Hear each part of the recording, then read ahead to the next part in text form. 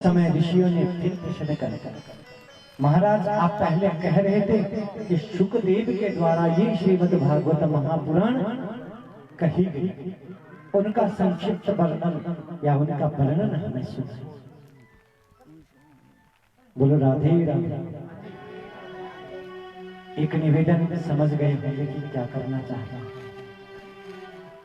बीच में वार्तालाप बहुत कम कर, आपके लिए फोन आए तो फिलहाल साइलेंट मोड पे रखें, यानी कि उसकी ध्वनि बंद कर दें। फोन पे बात आप फिर भी कर सकते हैं, कथा छूट गई तो दोबारा आपके जीवन में आए या ना आए, क्योंकि जीवन का कोई पता नहीं, पल दो पल में क्या हो जाए, माटी बने शरीर का कोई पता नहीं, तकदीर, इस तकदीर का कोई पता नहीं। मैं कह रहा था कि शुकदेव जी के विषय में प्रश्न कर दिया कि ये शुकदेव जी कौन थे, इनके विषय में थोड़ी सी चर्चा है। शुकदेव कोई ऐसे वैसे संत नहीं थे। शुकदेव जी राधा रानी के लोग यानी गोलोक से आए हुए। जब भगवान कृष्ण वेद व्यास जी के द्वारा श्रीमद् भागवत महापुराण की रचना हो गई तो उन्होंने कहा कि इस ग्रंथ का प्रचार प्रसार करने के लिए कोई सुयोग्य व्यक्ति की आवश्यकता है। और ऐसे शुकदेव जिन्होंने जन्म लेते ही संन्यास लिया, 12 वर्ष तक मां के गर्भ में रहे, गर्भ से निकलने के बाद ही सीधा बन कर चले।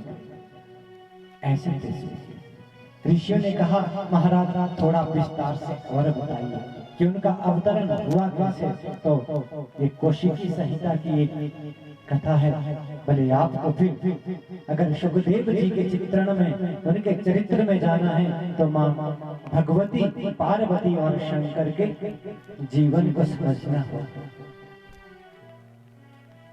नारद जी, मैंने कल भी कहा था, नारद ददाति ज्ञानम इति नारद, नारद हमें ज्ञान भी देता है। और फिर कहते हैं नारद खंडयति इति अज्ञानम स नारद, कि अज्ञान का जो विनाश करे उसको नारद कहते हैं। पर आजकल कलयुग के नारद का पता है, नारद का काम क्या था? चुगली कर, लेकिन उन्होंने धर्म के विषय में चुगली की, कहीं ऐसा नहीं किया। आप कोई भी कथा सुन लो अगर नारद के बगैर, और जिसको नारद मिल गए भगवान उसको मिलेंगे ही मिलेंगे। क्योंकि जो बुरा कहता है सबसे पहले उसका मुख गंदा होता है, आपके कान या आपका मन बाद में ही गंदा कर दे, पहले उसका मुख गंदा। नारद जी आए और नारद जी ने सोचा कि शुकदेव का प्राकट्य करना है, कोई लीला तो करनी ही। बहुत विचार लगा कि करें तो करें क्या क्या।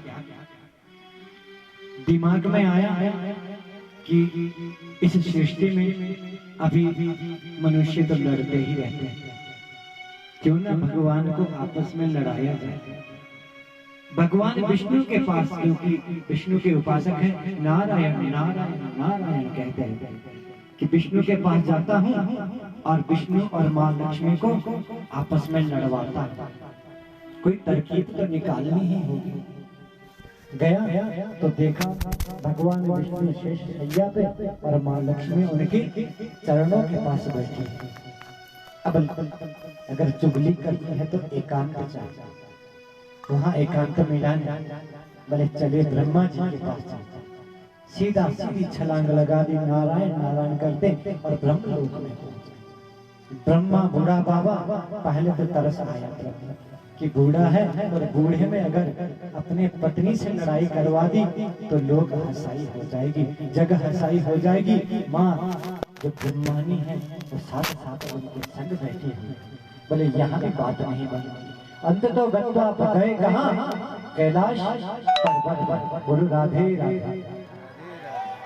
कृपया थोड़ा थोड़ा आगे की तरफ खिसकते रहे, आपके पीछे भी बहुत लोग बहुत हल्का बोले वृंदावन बिहारी लाल की।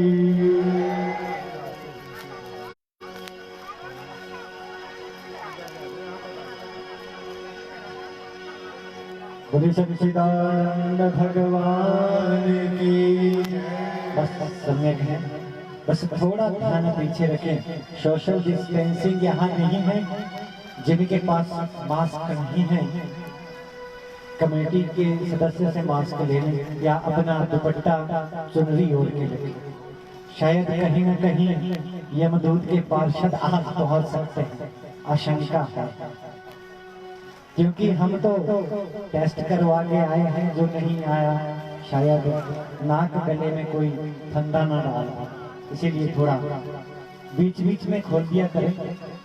ऐसा भी कुछ नहीं, पर ध्यान रखिए। कहाँ पहुंचे थे?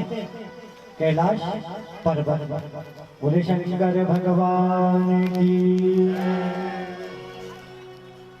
नारद जी पहुंच गए और नारद जी को वहां वो मौका मिल गया जिसकी उन्हें